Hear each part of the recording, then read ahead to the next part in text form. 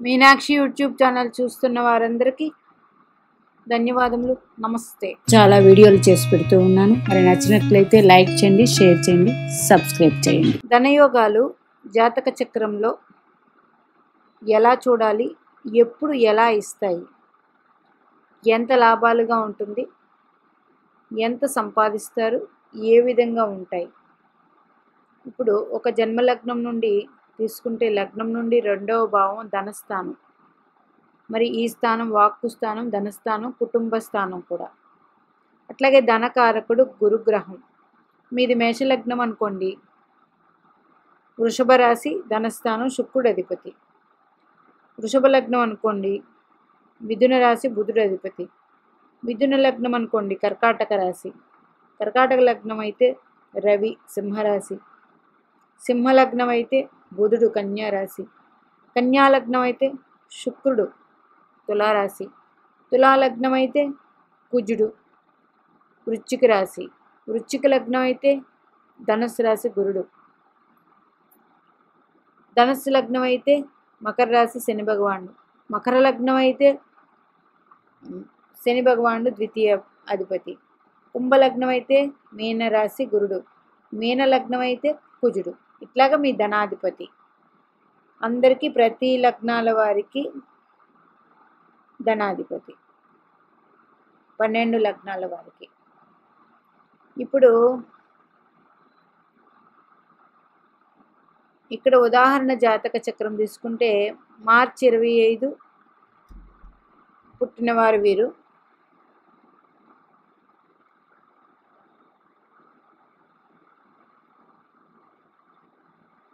మార్చి నెల 1992. మరి ఎవరికైనా జన్మలగ్నం నుండి కదా, ఈవిడిది మిథున లగ్నం. ధనాధిపతి శుక్రుడు. ధనాధిపతి శుక్రుడు 1 2 3 4 5 6 7 8 9 భాగ్యాధిపతి శుక్రుడే. మిథున లగ్నానికి శుక్రుడు యోగకారకుడు. మరి లగ్నానికి ఎవరండి ఈయన? మిత్రగ్రహం. లగ్నానికి కూడా మిత్రగ్రహం అయితే చాలా అద్భుతంగా ఉంటుంది. ఇది వాయుతత్వం, ఇది భూతత్వం. భాగ్యాధిపతి భూతత్వం వృషభ రాశి అయింది, ధనాధిపతి వాయుతత్వం అయింది. మరి ఎవరికైనా మీ ద్వితీయాధిపతిని తీసుకోండి. ద్వితీయాధిపతితో ధనకారకుడు గురుగ్రహం. ఇది ప్రతి ఒక్కరికి వర్తిస్తుంది. గురుగ్రహంతో వీక్షణ, ఇద్దరు పరస్పర వీక్షణ. వీరికి మంచి ధనయోగం ఉంటుంది, మంచి ధనయోగము ఉంటుంది వీరికి. మరి ఇద్దరు నైసర్గిక శుభగ్రహాలు. అట్లాగే శుక్రుడు కాలపురుష కుండల చక్రానికి ద్వితీయాధిపతే. మరి ఆ భావానికి కారకుడు కూడా గురుడే. మరి ఇంకా మీ లగ్నాలు ఏదైనా సరే మీ ధనాధిపతి ఇక్కడ గురుడు ప్రతి జన్మలగ్నానికి ఒకేలా ఉండరు. పాపాధిపత్యం వస్తుంది, శుభాధిపత్యం వస్తుంది. అది పక్కన పెట్టేయండి. గురుగ్రహం నైసర్గిక శుభగ్రహం. ఈయన ధనకారకుడు.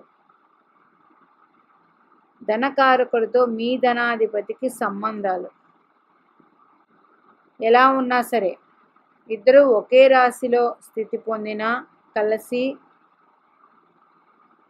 పరస్పర వీక్షణ ఉన్న, ఒకరి రాసుల్లో ఒకరు ఉన్న, ఒకరి నక్షత్రంలో రాశి కన్నా ఒకరి నక్షత్రంలో ఒకరు ఉన్న, అంటే ఇప్పుడు ధనాధిపతి ఎవరండి? శుక్రుడు. ఇక్కడ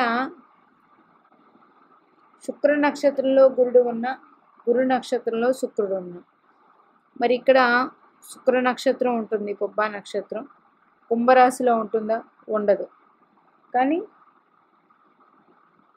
గురు నక్షత్రం ఉంది చూడండి. అగ్నితత్వం, ఇది వాయుతత్వం. మళ్ళీ ఎక్కడ స్థితి పొందారు వీరు అన్న దాన్ని బట్టి కూడా ఉంటుంది. అగ్నికి, గురుడికి గురుపాలిత రాశిలో ఉన్నారు, శుక్రుడు శనిపాలిత రాశిలో ఉన్నారు. ఇది 100% మరి కోటీశ్వర యోగం. ఎట్లాగండి? ఇది అగ్నితత్వం సింహరాశి, ఇది వాయుతత్వం. అగ్నికి వాయువుకి మంచి కాంబినేషను. అట్లాగే శుక్రుడు తన మిత్రరాశిలో ఉన్నారు, గురుడు కూడా తన మిత్రరాశిలో ఉన్నారు. దానివల్ల మంచి ధనయోగాలు ఉంటాయి. ఇక్కడ లగ్నాధిపతి బుధుడు వక్రించి ఉన్నారు, నీచపడి. లగ్నాధిపతి బుధుడు వక్రించి, కానీ లగ్న కారకుడితో కలిసి ఉన్నారు చూడండి, రవితో. దానివల్ల లగ్న బలం 100% ఉంది. 100% లగ్న బలం ఉంది. లగ్నాన్ని రవి బుధులు చూస్తూ ఉన్నారు. మంచి అథారిటేటివ్గా ఉంటారు వీరు. మరి ఇంకా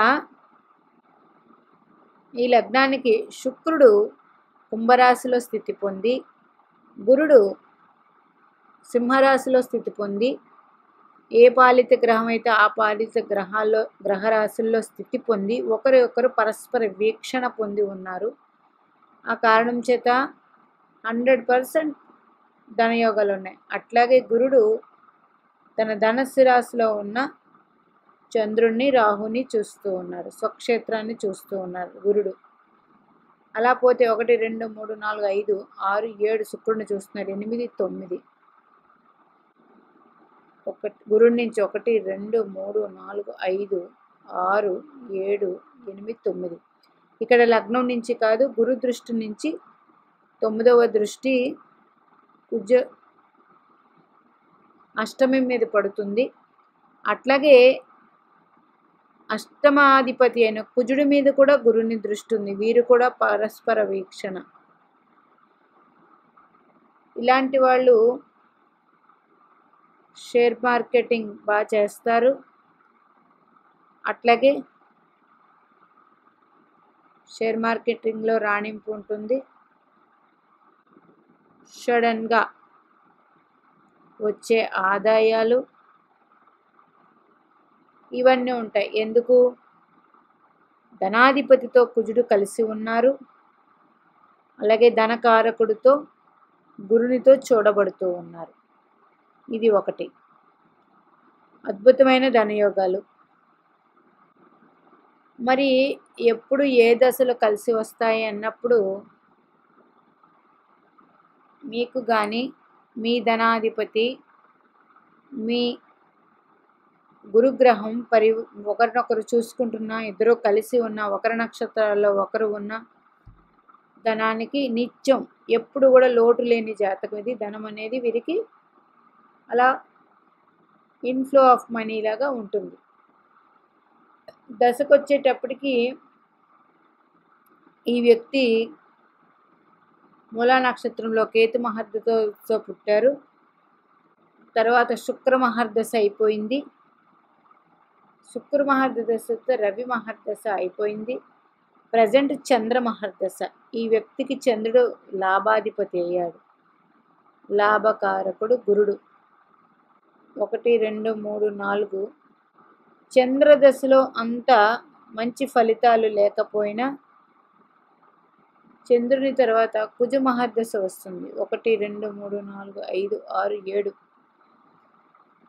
చంద్రుని తర్వాత కుజ మహర్దశ వస్తుంది. కుజుడు ఈ లగ్నానికి తృతీయాధిపతి, అష్టమాధిపతి అయ్యారు. తృతీయ కారకుడు కుజుడే. ఈ లగ్నానికి ఎవరయ్యారు? 1 2 3 4 5 6 7 అష్టమాధిపతి అయ్యారు శని భగవానుడు. మరి ఈ లగ్నానికి కుజునికి తృతీయం, అష్టమం వచ్చింది. ఆ భావ ఫలితాలు అందిస్తారు ఎవరు? కుజగ్రహం. అట్లాగే శని భగవాను ఫలితాలు కూడా ఈ చంద్ర మహర్దశలో కలుగుతాయి.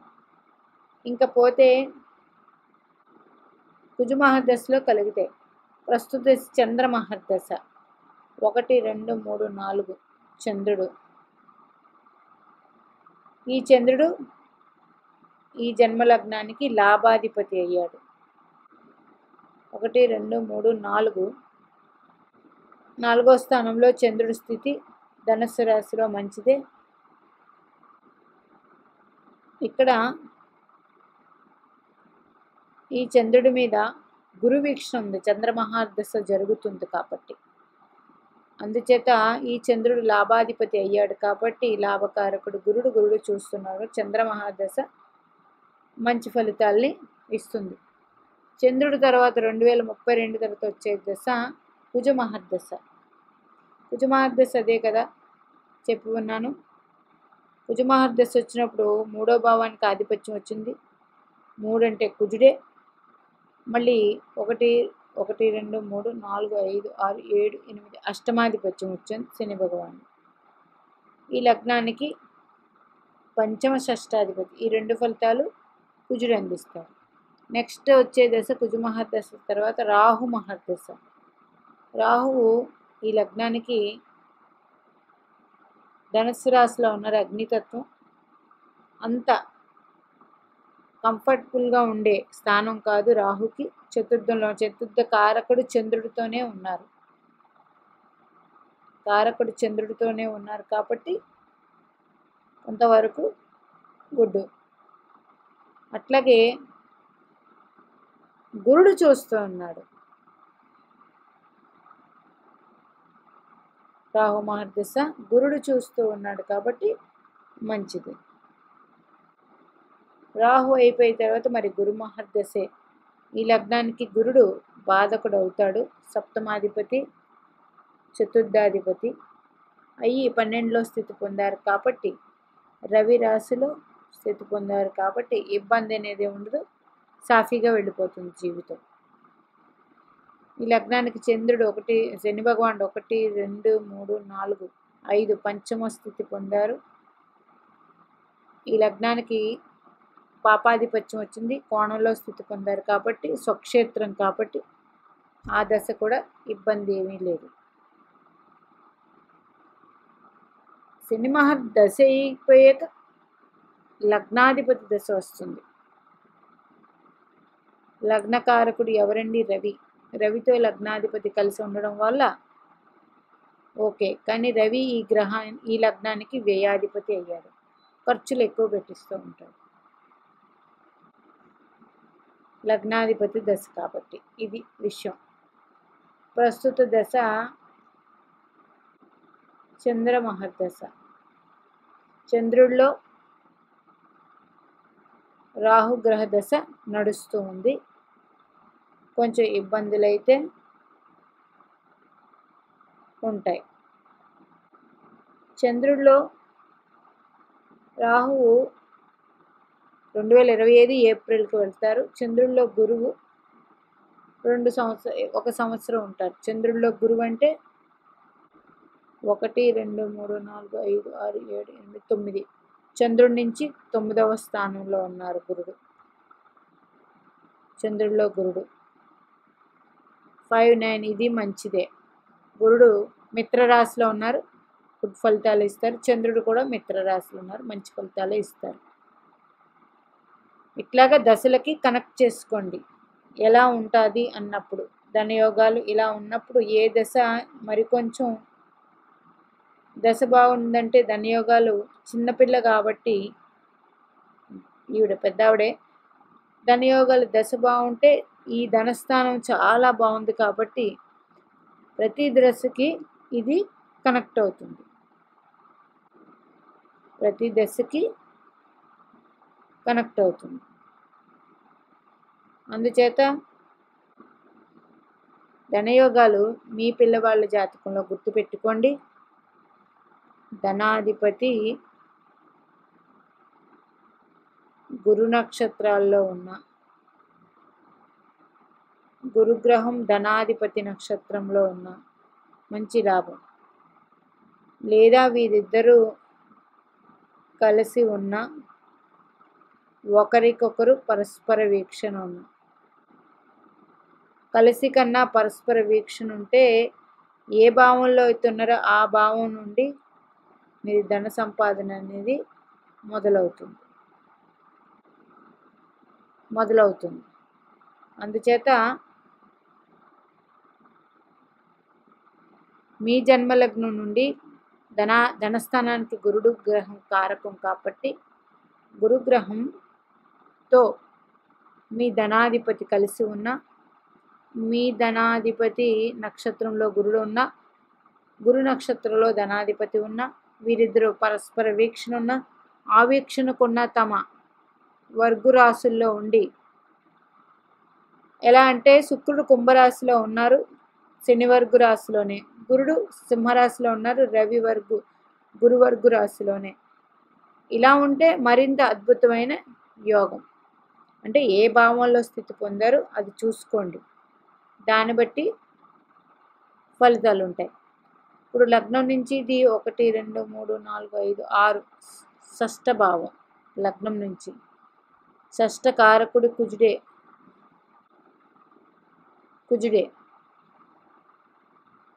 అట్లాగే గురుడు ధనాధిపతి అయ్యారు. అయితే వీరి దగ్గర ధనం అనేది ఎక్కువ నిల్వ ఉండడం జరగదు, ఖర్చు చేస్తూ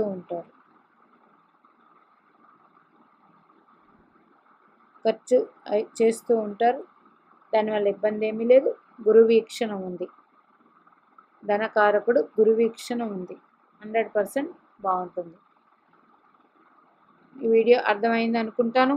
మీ ధనాధిపతి ఎవరో ఆయన గురుడు కలిసి ఉన్న, పరస్పర వీక్షణ, ఒకరి నక్షత్రాల్లో ఒకరి స్థితి పొందిన, ఇవన్నీ కూడా గురుని తాలూకా అనుగ్రహం. ధనకారకుడు డైరెక్ట్గా ఇట్లా ఉంటే ధనాన్ని 100% అందించేస్తారు. మీనాక్షిదేవి ఆశీస్సులు మనందరి మీద ఉండాలని కోరుకుంటూ నమస్తే.